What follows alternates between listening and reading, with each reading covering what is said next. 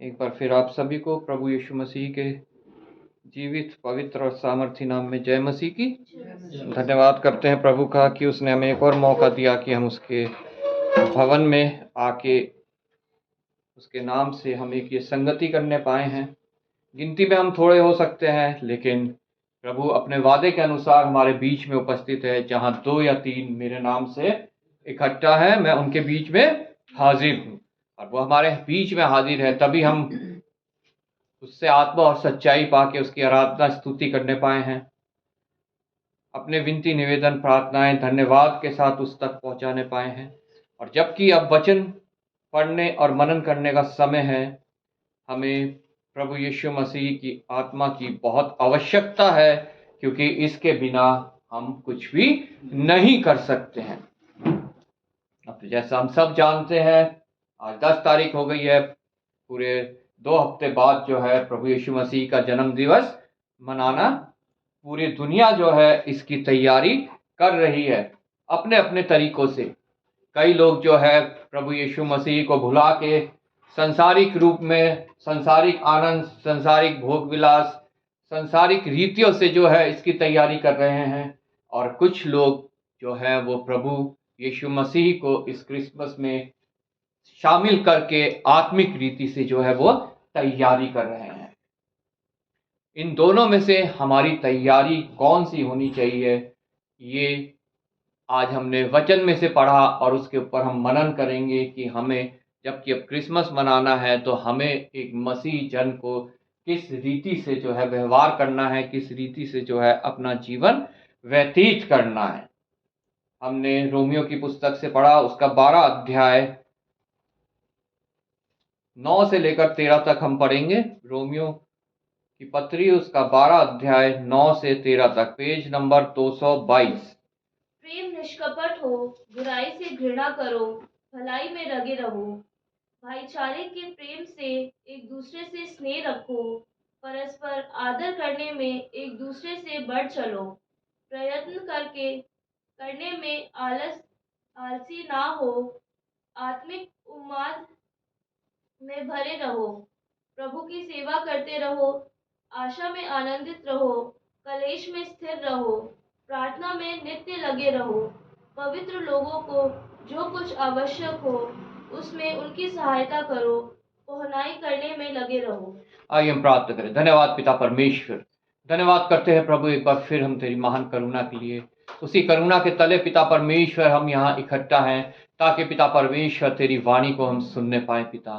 पिता परमेश्वर, हमारे हृदय की भूमि को तैयार करना कि जब वचन का बीज पड़े तो वो नाश ना हो, बल्कि बहुत सफल लाए, जैसे पिता की इच्छा है। प्रभु धन्यवाद के साथ एक बार फिर पिता परमेश्वर, अपने आप को मैं तेरे हाथों में सौंपता हूँ। प्रभु तूने एक बार फिर प्रभु विश्वास योग्य समझा, अपनी सामर्थ्य और यहाँ खड़ा किया है। प्रभु मैं अपने में कुछ नहीं पिता, तेरी आत्मा को मैं मांगता हूँ। पिता परमेश्वर, आत्मा से मस्सा कर प्रभु, अपने हाथ बढ़ा, इन होठों को छू, पवित्र कर प्रभु, अपने वचन इनमें डाल। प्रभु जो कुछ इन होठों से निकले प्रभु, वो सिर्फ और सिर्फ तेरी जीवित सामर्थी वाणी हो। कोई संसारिक बात नहीं, कोई कहानी किस्से की बात नहीं, कोई शारीरिक बात नहीं, सिर्फ और सिर्फ शुद्ध वचन, ताड़ना देने वाला वचन।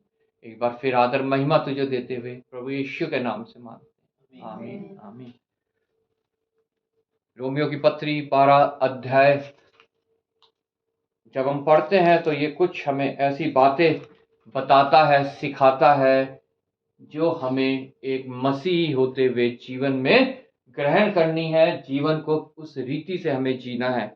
अगर हम सच में आत्मिक रूप से क्रिसमस को बनाते हैं, आत्मिक रूप से हम मानते हैं कि प्रभु यीशु मसीह मेरे लिए इस पृथ्वी पर आया, उसने जन्म लिया मेरे लिए, जो है उसने क्रूस की मृत्यु सही, मेरे लिए गाड़ा गया, मारा गया, गाड़ा गया और मेरे लिए जी उठा, तो हमें रोमियो की पत्री उसके 12 अध्याय को पढ़ना, उसको मनन करना और उस पर चलना बहुत आवश्यक है।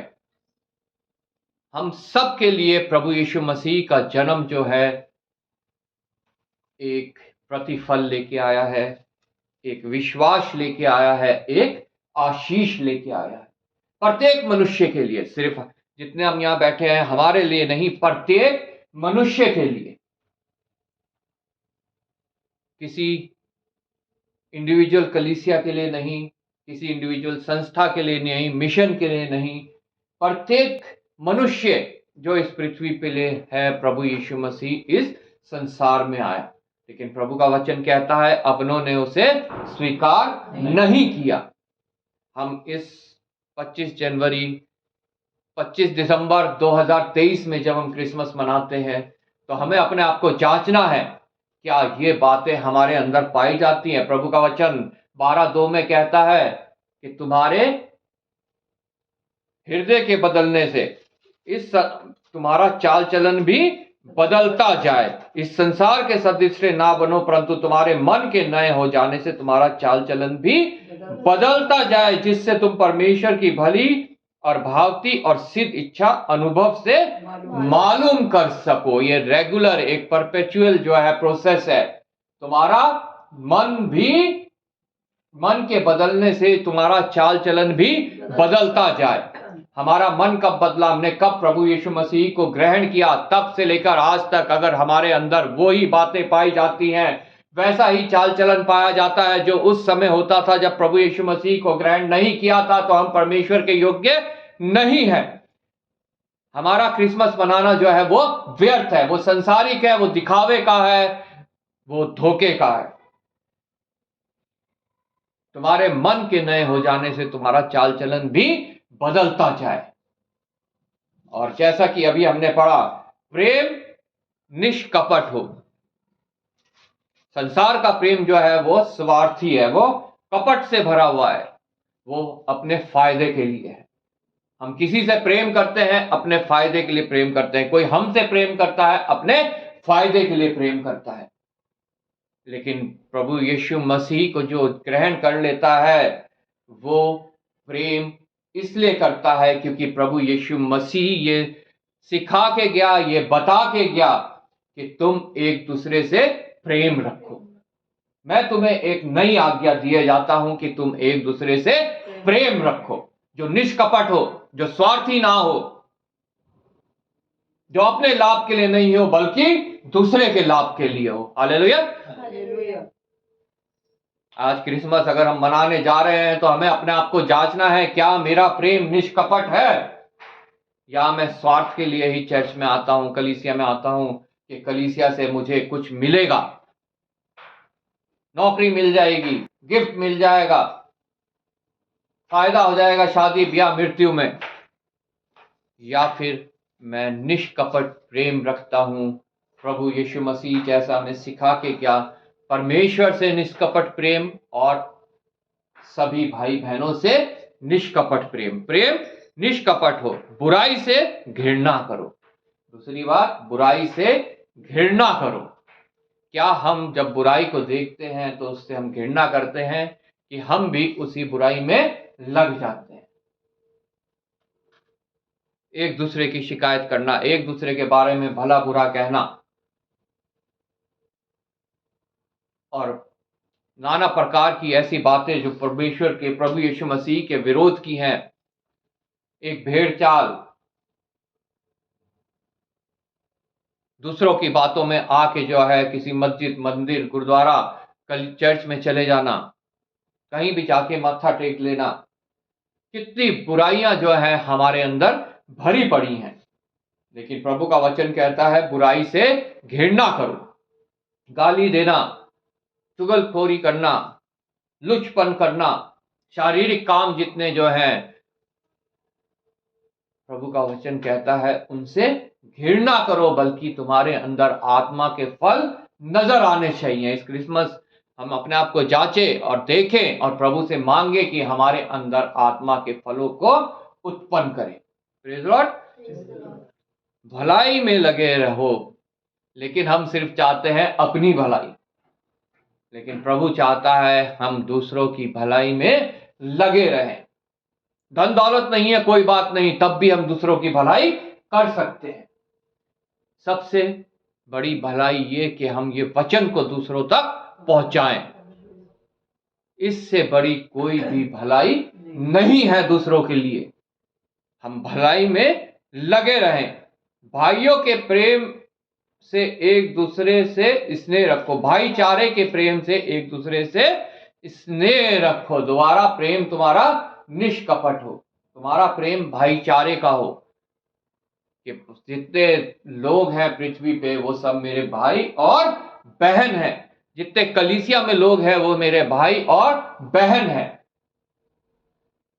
जितने प्रभु को ग्रहण किए हुए हैं वो सब मेरे भाई और बहन हैं। जितने मेरे पिता की आज्ञा को मानते हैं मेरे भाई और बहन और मेरी माता और मेरे पिता हैं। हालेलुया। भाईचारे के प्रेम से एक दूसरे को से स्नेह रखो, परस्पर आदर करने में एक दूसरे से बढ़ चलो। लेकिन आज हम क्या देखते हैं, एक बुजुर्ग आया, जवान बैठा है, वो जवान अपनी जगह से हिलता नहीं है, और वो बुजुर्ग जो है कभी नीचे आके बैठ जाता है, कभी कहीं जाके बैठ जाता है, या कभी भारी निकल जाता है अगर वो नीचे नहीं बैठ पाता है। संसार में से प्रेम और आदर जो है वो उठ सा गया है। सिर्फ कलीसिया में ही नहीं, बस में, मेट्रो में, ट्रेन में, जहां भी हम सफर कर रहे हैं, हमें एक दूसरे से आदर में बढ़ना है। दूसरे को अपने से ज्यादा आदर के योग्य समझना है, चाहे वो छोटा हो चाहे वो बड़ा हो, क्योंकि ये प्रभु का वचन हमें सिखाता है। अगर हम ये नहीं करते हैं तो हम क्रिसमस मनाना हमारा व्यर्थ है। आदर करने में एक दूसरे से बढ़ चलो। पास्टर का आदर नहीं करते हैं, उसके विषय में ही बुरा भला बोलते रहते हैं, उसी का ही तबादला कराने में लगे रहते हैं। पास्टर का जो उल्हाना देने वाला, ताड़ना देने वाला प्रचार करता है और उन कार्यों को करने से रोकता है जो प्रभु के विरोध के कार्य हैं। प्रभु का वचन कहता है आदर करने में एक दूसरे से बढ़ चलो, प्रयत्न करने में आलसी ना हो। प्रयत्न मतलब मेहनत, प्रयत्न करने में आलसी ना हो। हम प्रार्थना तो बहुत करते हैं, चाहे हम दिन रात प्रार्थना कर ले, अगर हम प्रयत्न नहीं करेंगे तो हम कभी भी कामयाब नहीं होंगे। प्रभु का वचन कहता है तू अपना विश्वास बिना कर्म के सिद्ध करके तो दिखा। कर्म बिना विश्वास अधूरा है, आधा है। अगर हम प्रार्थना कर रहे हैं, प्रयत्न नहीं कर रहे हैं, तो वो प्रार्थना हमारी अधूरी है। प्रयत्न करने में आलसी ना हो। अगर तू प्रार्थना कर रहा है, प्रभु ये आदत जो मुझे सता रही है, ये कांटा जो मेरे शरीर में चुभा हुआ है, ये मेरे से दूर हो जाए, तो उसके लिए तुझे प्रयत्न भी करना है।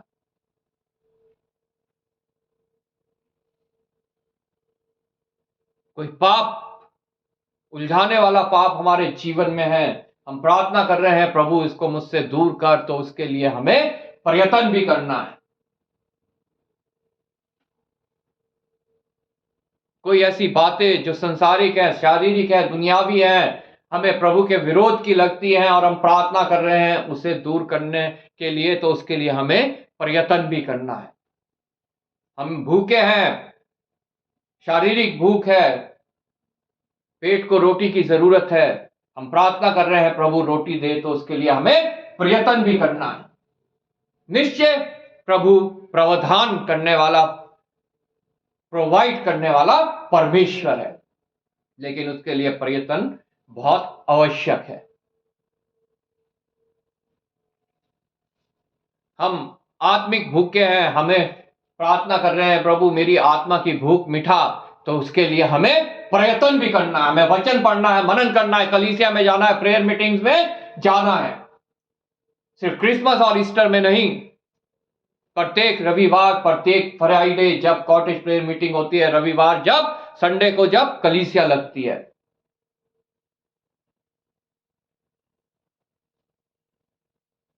पिछले फ्राइडे में बता रहा था जकरिया और एलिशबा के बारे में।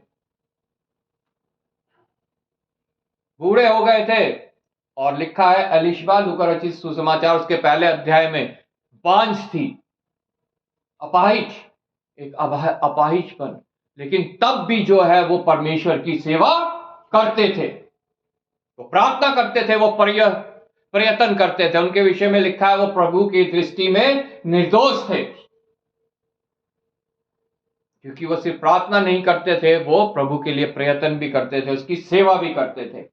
और प्रभु ने उनकी प्रार्थना को सुना, क्योंकि उन्होंने प्रयत्न करा, प्रभु की सेवा की, और उनको एक संतान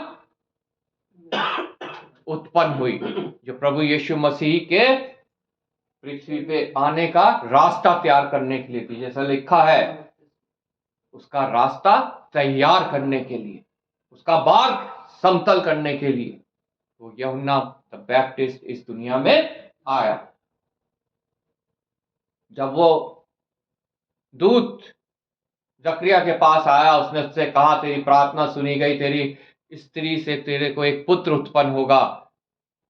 तो जकरिया थोड़ा अविश्वास में आ गया, और उस समय जो है परमेश्वर ने उसे म्यूट कर दिया, साइलेंट कर दिया, अपाहिज। लेकिन वो अपाहिज होने के बाद भी जो है परमेश्वर की सेवा करता रहा।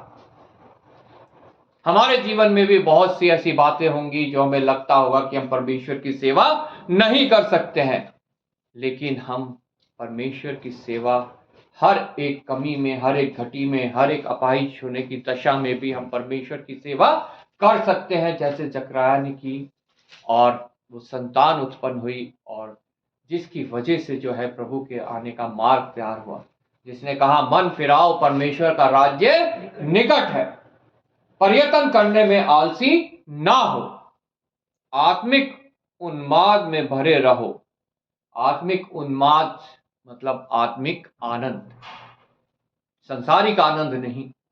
संसार में शैतान ने बहुत सी आनंद की चीजें रख रखी हैं, और मनुष्य उसकी ओर दौड़ रहे हैं। प्रभु यीशु मसीह को भी दिखाया, देख ये सब मैं तुझे दे दूंगा, तू झुक के मुझे दंडवत दे। आज वो मनुष्यों को दिखा रहा है, और मनुष्य झुक के उसको दंडवत कर रहे हैं, और संसारिक आनंद में पड़े हुए हैं। मैं बार बार कहता हूं, संसारिक आनंद जो है अभी नहीं है। गाड़ी ली, आनंदित हो गए, लेके जा रहे हैं गाड़ी, एक्सीडेंट हो गया, अपाहिज हो गए, सारा आनंद खत्म हो गया। लेकिन जो आत्मिक उन्माद है वो कभी खत्म होने वाला नहीं है। आत्मिक आनंद कभी खत्म होने वाला नहीं है। परमेश्वर के हाथ में आनंद और शांति की भरपूरी है। हालेलुया। भजन संहिता में हमने पढ़ा, उसके दाहिने हाथ में धर्म है। प्रभु का धन्यवाद करते हैं हम कि प्रभु हमारा इतना भला है कि वो हमारी प्रवृत्ति जानते हुए भी हमसे प्रेम करता है, हमें बार बार जो है शिक्षा देता है, हमें बार बार जो है अपने नजदीक आने का मौका देता है, ताकि हम परमेश्वर की स्वरूप और समानता में और बढ़ते जाएं। हालेलुया। प्रभु की सेवा करते रहो। Praise Lord. प्रभु की सेवा करते रहो, आत्मिक उन्माद से भर के प्रभु की सेवा करते रहो। जो मेरे लिए आया, मेरे लिए मारा गया, मेरे लिए गाड़ा गया, मेरे लिए तीसरे दिन जी उठा, और जिसका जन्मदिन हम मनाने वाले हैं 25 दिसंबर को। क्या मैं और आप उसकी सेवा करते हैं? उसकी सेवा सिर्फ इतनी सी है कि हम उसके ये वचन दूसरों तक पहुंचाएं। हालेलुया। हालेलुया। आशा में आनंदित रहो। प्रत्येक मनुष्य को कुछ ना कुछ आशा होती है, लेकिन प्रभु के जन्म की एक ही सिर्फ जीवित आशा है कि प्रभु यीशु मसीह आएगा और मेरे को लेके जाएगा। हालेलुया। उस स्थान में जहां ना दुख होगा, ना दर्द होगा, ना कलेश होगा, ना भूख होगी, ना प्यास होगी, ना आंसू होंगे, ना रोना होगा। प्रत्येक मसीह जन की, जिसने प्रभु यीशु मसीह को ग्रहण किया, ये जीवित आशा है कि प्रभु यीशु मसीह लेने आएगा। और प्रभु का वचन कहता है, उस आशा में आनंदित रहो। आशा में आनंदित रहो, क्योंकि प्रभु ने झूठ नहीं बोला। वो निश्चय जो है मुझे और आप लोगों को और उन सब को लेने आएगा जितनों ने उसको अपना निजी उद्धारकर्ता और प्रभु करके ग्रहण किया है, जितनों ने उसके जन्मदिन को जो है वो आदर दिया है, मान दिया है और ये विश्वास किया है कि उसका इस पृथ्वी पे आना मनुष्य जाति के उद्धार के लिए हुआ है। Praise Lord. आशा में आनंदित रहो, कलेश में स्थिर रहो। संसार तुम्हें कलेश देता है, भयभीत ना हो। संसार तुम्हें कलेश देता है, मगर मैंने संसार को जीत लिया है। मैं वो शांति तुम्हें नहीं देता जो संसार देता है, बल्कि मैं अपनी शांति तुम्हें दिए जाता हूं। कोई संसारिक कलेश, कोई संसारिक घटी, कोई बीमारी, कोई तंगी, कोई प्राकृतिक आपदा उस शांति को तुमसे छीन नहीं सकती है। अगर वो शांति जो प्रभु हमें देके क्या हमसे छिन जाती है, तो वो प्रभु की शांति नहीं है, वो संसारिक है, वो मनुष्यों की दी हुई है, वो हमारा भ्रम है। प्रभु की शांति जो है वो कभी भी हमसे दूर नहीं हो सकती है, और ना ही उसका आनंद कभी हमारे से दूर हो सकता है। कोई भी संसारिक बात इन चीजों से हमें दूर नहीं कर सकती है। मसीही जन को इन चीजों से, आत्मिक जन को इन चीजों से दूर नहीं कर सकती है, जो प्रभु की शांति और आनंद है। वो हमेशा प्रभु की शांति और आनंद में मगन रहते हैं। कलेश में स्थिर रहो, प्रार्थना के लिए नित्य लगे रहो।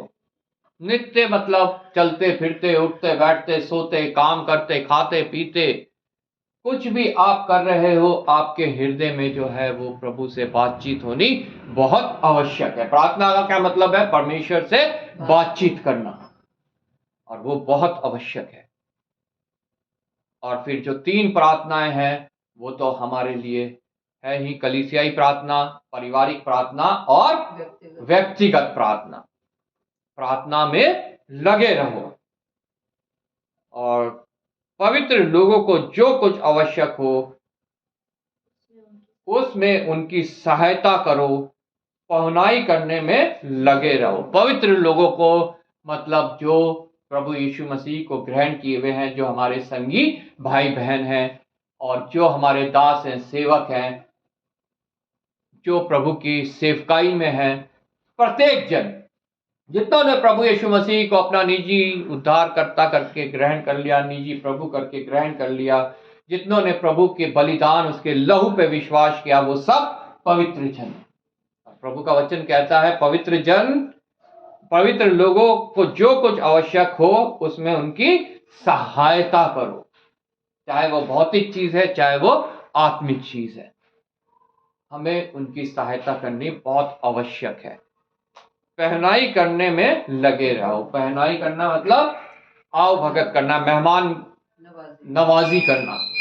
पहनाई करने में लगे रहो। कोई मेहमान हमारे घर में आता है, कोई गेस्ट आता है, तो मैंने बहुत लोगों को देखा है, वो कुड़कुड़ाने लगते हैं, अरे क्या हो गया, अचानक से आ गया, अब क्या करेंगे, अब क्या खिलाएंगे, अब क्या पिलाएंगे। अरे परमेश्वर ने उसको भेजा है, और उसका इंतजाम भी परमेश्वर करने के योग्य है। तो परमेश्वर की शांति और आनंद के साथ जो है उसका आदर मान करते हुए उसकी पहनाई करते रहो। परमेश्वर तुम्हें उसका बड़ा प्रतिफल देगा। हालेलुया। प्रभु का वचन कहता है, इस प्रकार कई बार तुम स्वर्गदूतों की पहनाई करते हो। वो रूप बदल के आ जाते हैं। अगर हम उनका आदर नहीं करते हैं, उनकी मेहमान नवाजी नहीं करते हैं, तो हम चूक जाते हैं उनकी पहनाई करने में, और हम उस प्रतिफल को खो देते हैं जो परमेश्वर की ओर से हमें मिलना है पहनाई करने का। इसलिए पहनाई करने में लगे रहो। आगे बहुत इंपॉर्टेंट बात लिखी है, अपने सताने वाले को आशीष दो, आशीष दो, श्राप ना दो। संसार में सताने वाले बहुत हैं, लेकिन प्रभु का वचन कहता है उनको आशीष दो। 2 बार लिखा है, उनको आशीष दो। और लिखा है श्राप ना दो, उनको आशीष दो। आनंद करने वालों के साथ आनंद और दुख रोने वालों के साथ रो। 17वीं आयत में लिखा है बुराई के बदले किसी से बुराई ना करो। अगर हमसे कोई बुराई करता है तो हमें उसके साथ बुराई नहीं करनी है, यहां तक बुरा सोचना भी नहीं है उसके लिए, क्योंकि बुरा सोचना मतलब क्या हो जाता है? श्राप देना। और प्रभु का वचन कहता है उसको आशीष दो, आशीष दो, श्राप ना दो। बुराई के बदले किसी से बुराई ना करो, जो बातें सब लोगों के निकट भली हैं उसकी चिंता किया करो। लेकिन मनुष्य क्या है? सिर्फ अपने लिए जो भला है उसकी चिंता करता है, वो उन बातों की चिंता नहीं करता जो सबके लिए भली है। जहां तक हो सके तुम भरसक सब मनुष्यों के साथ मेल मिलाप रखो, सिर्फ मसीही लोगों के साथ नहीं। प्रभु का वचन कहता है तुम सब लोगों के साथ मेल मिलाप रखो, चाहे वो किसी भी धर्म, किसी भी जाति, कुछ भी उसका विश्वास है, तुम्हें उसके साथ मेल मिलाप रखना है। और उसका कारण क्या है? अगर हम उनके साथ मेल मिलाप नहीं रखेंगे तो हम उनको वचन नहीं सुना पाएंगे। और हमारी सबसे बड़ी सेवा यही है कि हम ये वचन उन लोगों तक पहुंचाएं जो प्रभु की हमारे लिए सबसे बड़ी आज्ञा है, सबसे बड़ी इच्छा है। हालेलुया। इसलिए प्रभु का वचन कहता है सब लोगों के साथ मेल मिलाप रखो। ये नहीं कि सिर्फ हम जो मसीह है, जिन्होंने प्रभु कलीसिया में आते हैं, सिर्फ उनके साथ मेल मिलाप रखना है। हमें सब लोगों के साथ, जितने पृथ्वी पे है, जहां तक हम पहुंच सकते हैं, सबके साथ हमें मेल मिलाप रखना है, ताकि हमारे लिए आसान हो जाए ये वचन प्रभु का उन तक पहुंचाना। हालेलुया। हे प्रियो, बदला ना लेना, परंतु परमेश्वर के क्रोध को अवसर दो, क्योंकि लिखा है बदला लेना मेरा काम है। लेकिन हम तो एकदम से कोई हमारे लिए कुछ गलत कर दे तो हम उसका उल्टा और गलत करने की कोशिश करने लगते हैं। कोई एक गाल में थप्पड़ मारे तो हम तो उसको अच्छी तरह से जो है हिसाब किताब कर देते हैं। लेकिन प्रभु का वचन कहता है पलटा मत लेना, बदला मत लेना, बल्कि क्रोध को मौका देना। मेरा क्रोध नहीं, मेरे परमेश्वर का क्रोध। हालेलुया। हे प्रियो, बदला ना लेना, परंतु परमेश्वर के क्रोध को अवसर दो, क्योंकि लिखा है बदला लेना मेरा काम है। कितनी भी कोई हमारे लिए नुकसान कर ले, हमारे लिए जो है बुराई कर ले, हमें किसी से बदला लेने की आवश्यकता नहीं है, क्योंकि वो बैठा है वहां हमारे लिए न्याय करने के लिए, और उसका न्याय सच्चा है। आमीन। प्रभु का वचन कहता है उसका न्याय सच्चा है, मेरा नहीं और किसी का नहीं, सिर्फ उसका न्याय सच्चा है। बदला लेना मेरा काम है। प्रभु कहता है मैं ही बदला दूंगा। और निश्चय जब हम उसके ऊपर छोड़ देते हैं तो हम देखते हैं प्रभु हमारे लिए न्याय चुकाता है, हमारे लिए बदला लेता है। Praise Lord. परंतु यदि तेरा बैरी भूखा हो तो उसे खाना खिला। अगर तू क्या जानता है कि उसने तेरे लिए नुकसान किया है, वो तेरा बैरी है, तो प्रभु का वचन कहता है अगर वो भूखा है तो उसे खाना खिला। यदि प्यासा हो तो उसे पानी पिला, क्योंकि ऐसा करने से तू उसके सिर पर आग के अंगारों का ढेर लगाता है। जब तू अपने बैरी से प्रेम रखेगा, जब तू अपने बैरी को खाना खिलाएगा, पानी पिलाएगा, तो तेरा बैरी भी देखेगा कि अरे ये कैसी आत्मा का इंसान है, इसके अंदर कौन सी आत्मा वास करती है।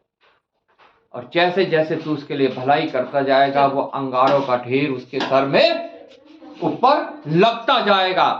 वो अंगारे उसे नाश करने वाले नहीं, वो अंगारे उसे बर्बाद करने वाले नहीं, इसके जलाने वाले नहीं।